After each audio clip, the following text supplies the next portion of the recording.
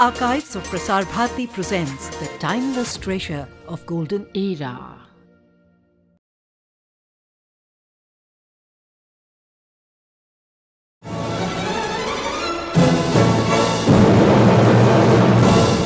In today's competitive world, with the ensuing rat race to reach the top of the social and economic ladder, a great importance is being attached to the scholastic performance.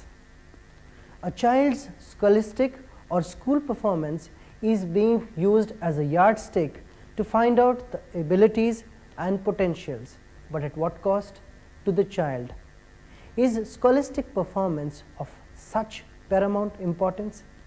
Let's find out about these issues in today's episode of Mind Watch. At daybreak, every household goes into a bustle of activity, preparing the child to go to school with all the ensuing tensions. The child arrives at school with an overloaded bag to face another grueling day at school, valiantly trying to grapple with an overburdened curriculum and an indifferent educational system. So, when a child fails to perform scholastically, the parents go into a near panic about its present and future implications. Does success in school really hold the key to success in life? Is it fair that we put such undue pressures on our children? Not all children can perform equally well in studies. Obviously, all children cannot be number one in their class. Differences are bound to be there.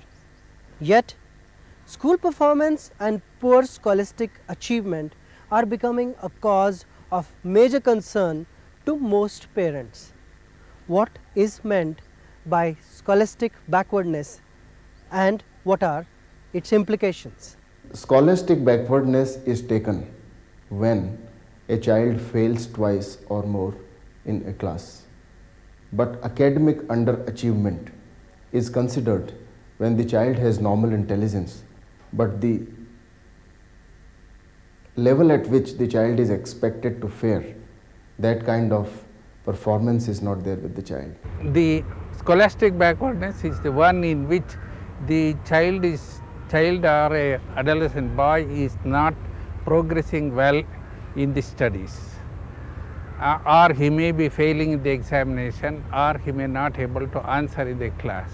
But in our town setting, urban setting, when they start failing in the same class, say in class 3 or class 4, 3 or 4 times, then already the school authority, normal school authority, they get fed up and they ask the parents to take them out. And that there lies the problem. One often wonders why the evaluation of a child in school rests so much on academic performance, and that too using grades or percentages and numbers, and why the evaluation does not include likes and dislikes, attitudes, hobbies, strengths and weaknesses, and so on. The level of education and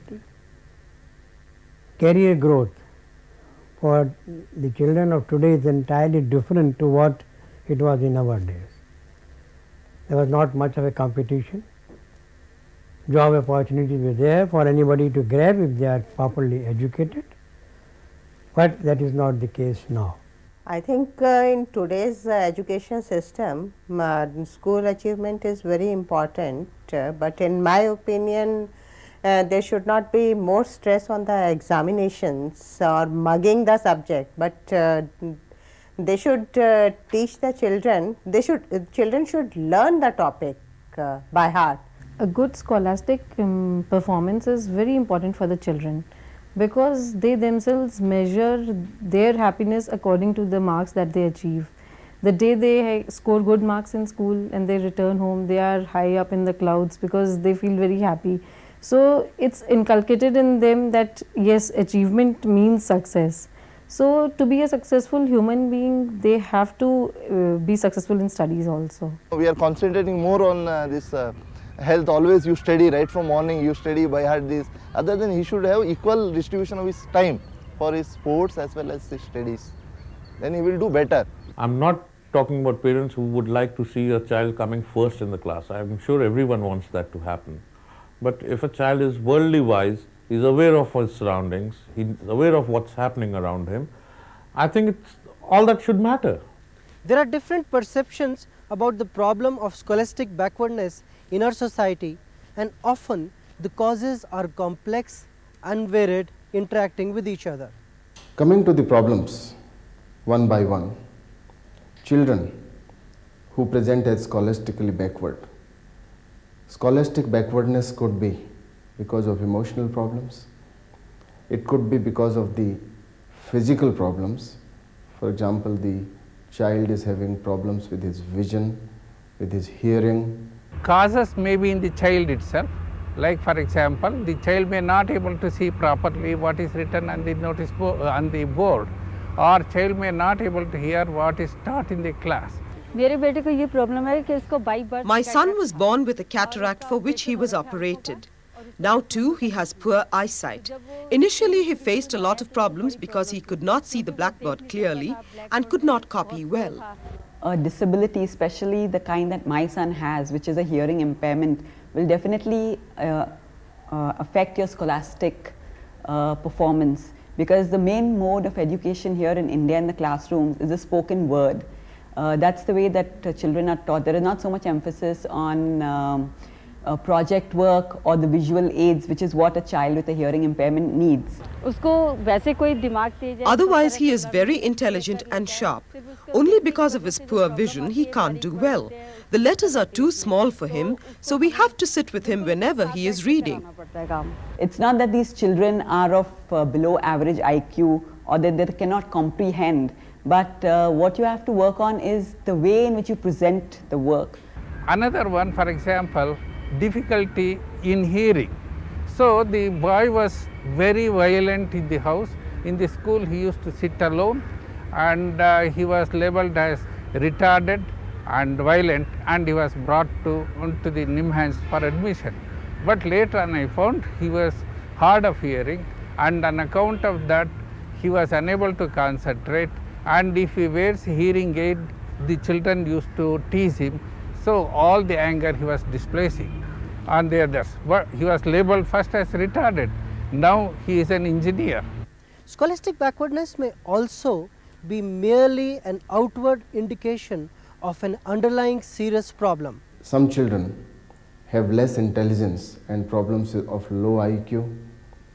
These things we try to evaluate first. When a child is not doing well from the time the child has joined the school, then there is a possibility that the child's intellectual development may not be appropriate for the age. So one has to really see and find out how the child's development has been from the very beginning. We have found quite a lot of these children.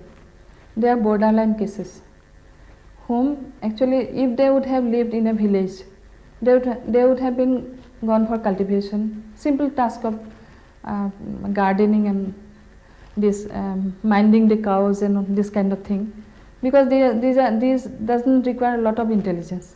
In that way, probably they would never have been branded as mentally handicapped. The child has delayed milestones in various areas, and the child has not been doing well in the school from the time the child started going to the school.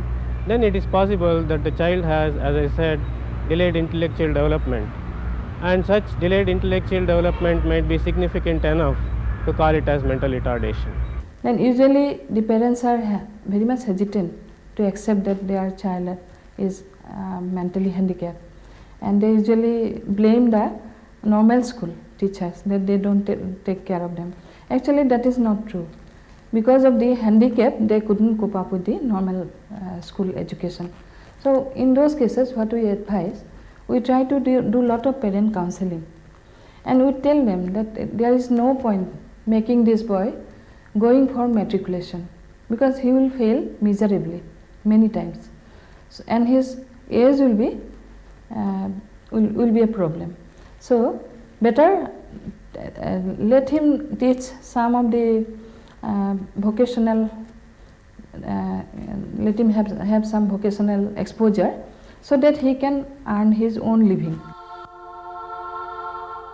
Once a child with low intellectual ability has been thoroughly assessed for his capabilities and handicaps, His parents are then counseled about the need for exploration of alternate avenues of education, which places less emphasis on academic skills and scholastic achievements. Alternatively, vocational training centers that concentrate on the development of the inherent manual skills or the less taxing mental skills of a person may provide these people with ample opportunities to become successful, productive members of the society later on in adulthood, instilling them with a sense of self-confidence and self-fulfillment. In recent times, it has been increasingly recognized that a large proportion of children suffering from scholastic backwardness may actually be having what is called as learning disabilities or dyslexias. In this, due to faulty brain functioning, the child is able to understand the concept well, but is not able to reproduce. Given the examination systems of today, a child may not be able to compete with other peers because of this particular problem, while being able to understand a concept well. First, I would like to differentiate two groups of children who have always been doing poorly in spite of having average intelligence, as against children who have recently started doing poorly. Now, if you take those children who are poor performers always, this is where you find the children who are called specifically learning disabled children. That means these children have average intellectual capacity, yet they are poor in reading, writing, mathematics, and sometimes even drawing figures. Apart from difficulties in reading, writing and spoken language, another important factor which comes in the way of learning, especially in younger age groups, is hyperactivity or attention deficit hyperactivity disorder. One thing we all have to understand is younger children are often more active than older children, and by adolescence you find the activity level comes down. So, quite often, especially in schools, a boisterous, overactive child who is who is interested in a lot of things that is happening in the classroom often gets beaten up by the teachers because he is overactive and disruptive and difficult to manage in the class. In children, we cannot expect the same level of attention in terms of intensity of concentration as well as the duration for which they can hold this concentration compared with adults.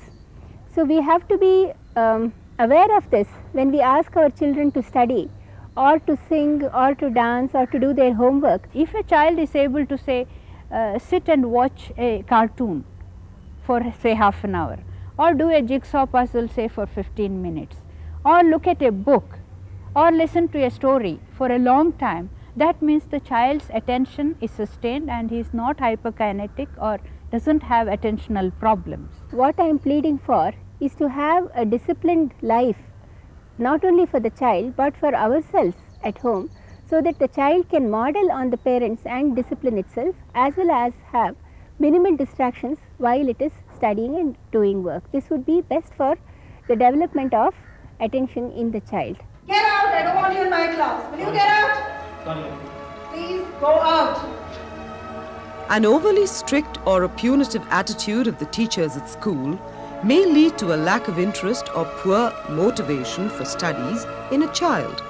Peer ridicule and isolation at school may cause emotional trauma, leading to an aversion for school and studies. Parents play an equally important role by helping the child with schoolwork and providing with a stress-free, congenial atmosphere at home for studying. Initial demand कर रही हूँ मैं तुमसे, नहीं तुम्हें बताना होगा। कहा था क्या कहा मैं? पूरे वीक में 2 घंटे भी तुम मेरे लिए नहीं निकाल सकते? अच्छा ठीक है, बैठो। Family atmosphere and interpersonal relationships at home are important factors which contribute towards achievement or underachievement in a child with normal abilities and intelligence. Stresses at home can lead to incongenial atmosphere, leading on to scholastic backwardness in the school. Scholastic backwardness is due to some of the psychological and the emotional problems that are there in the child. For example, we have the parental deprivation at the childhood, early childhood stage, then separated, where the parents have been separated, or the father hasn't accepted the child. For example, one child who was, she used to score well up to 3rd standard. Later on, she used to fail in the examination, and bedwetting, she used to pass urine almost daily in the bed, and she was very dull in studies and sometimes violent behavior. And when I examined, it was due to something else. One day when she was 6 years old, she took 20 rupees new note, kept it in the book. Father, seeing that, he beat her with belt to the extent of bleeding, and he did not take care of her, and she was admitted to nursing home. He didn't go to see her, calling her a thief. And then afterwards she developed, seeing the father's face, she would pass urine, and bed night she used to pass urine in the bed, seeing the dream of the father. And later on, when she developed the confidence, she stood first in the class. Other factors could be because of this, when there is a neglect in the family, the child is neglected. Even the marital conflict between the parents also affects the child, because from the very early childhood, the child is not getting a congenial home atmosphere, and which is needed for both the mental and the physical growth of the development and growth of the child. Some children who have problems at home, they develop as a result of the family pathology, disinterest in studies, or other children, because of the personal problems like anxiety or depression they have, they are not faring well in the school on the academic side. Another cause of scholastic backwardness nowadays is the frightfully high expectations of the parents. There are actual instances where, because of the tremendous pressures of the parents, the child was not able to perform as well as he could have otherwise. The biggest problem which I face is the expectations, mainly from my parents, from my teachers and from my friends. The parents, you know, like they pressurize you, like you have to be this and that, and what they want. The parents want the child to come first or second. Always they will be comparing the child to the other child, and then say you are dull, you have to beg, like that. In her 8th standard, this girl had received 98. She had scored 98 out of 100 marks in mathematics. When she went home telling the mother that, look mom, I got 98 out of 100 and I stood second in the class, the mother threw a knife at her, which fortunately escaped because she put her hand in. She had a huge cut which required 17 sutures, and the reason for the mother to throw the knife at the girl was that, how come you lost 2 marks out of 100? Never mind if you stood first, never mind if you stood second, why didn't you stand first? So too much of expectation and comparing to the others should be avoided. Each child should be encouraged in all aspects, not only the studies, recreation, games, all these things should be there. The child should develop in total. Too much of expectation without appreciation of the child's emotion is by far the worst response that the parent can show towards the child.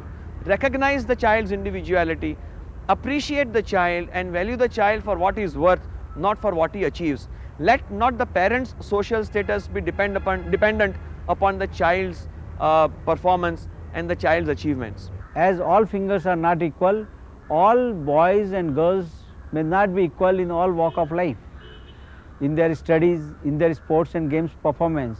So never compare one child with the performance of other child.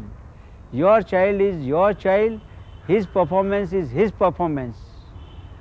You can only encourage him for a better performance, but never compare even indirectly, because it will develop a lot of inferiority complex in that child, that so and so child has got particular first rank or second rank and he is not able to achieve it. Well, he has not made good his mark in one direction, definitely he is going to make in other. Next to the family, it is the school atmosphere itself which affects the academic performance of the child.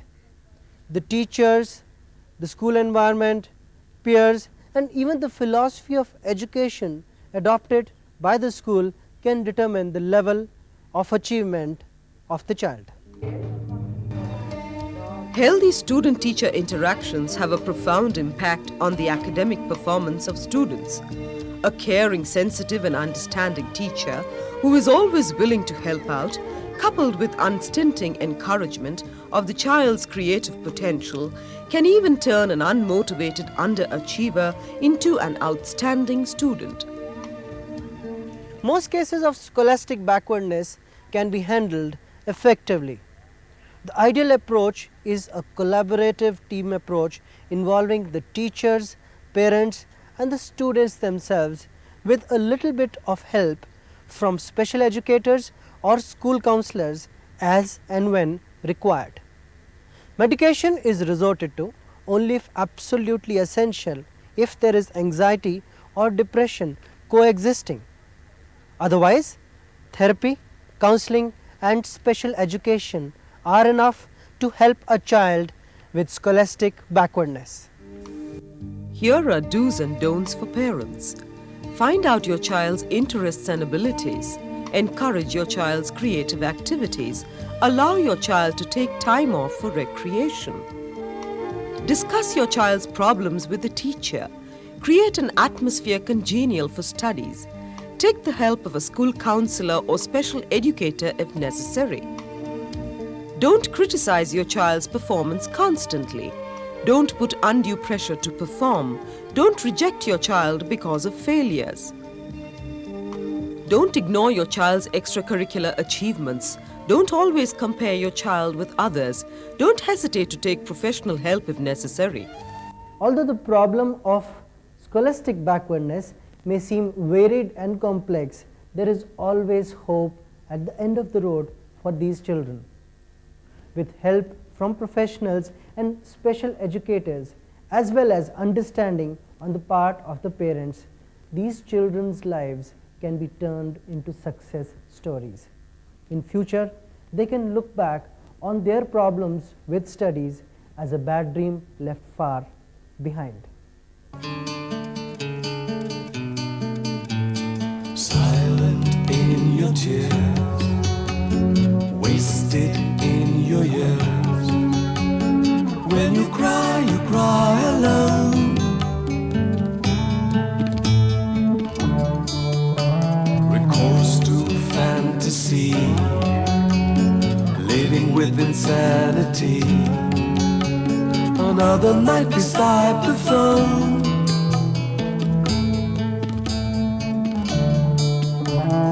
Let your mind feel the pain. Seek your meaning by mind watch.